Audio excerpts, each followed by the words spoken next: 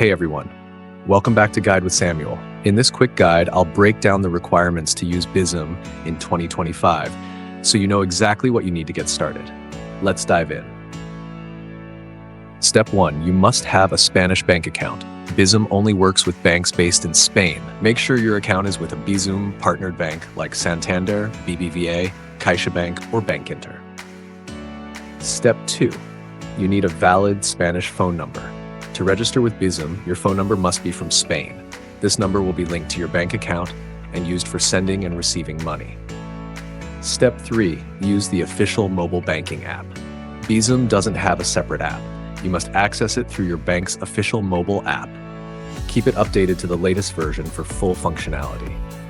Step 4, have your national ID or NIE handy. Most banks require you to verify your identity before activating Bizum.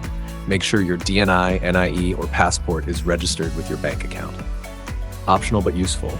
Enable notifications and biometric login for extra security and convenience.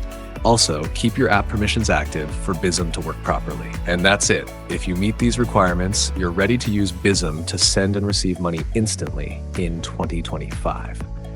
If this helped, be sure to like and subscribe to Guide with Samuel for more quick banking tutorials. See you in the next video.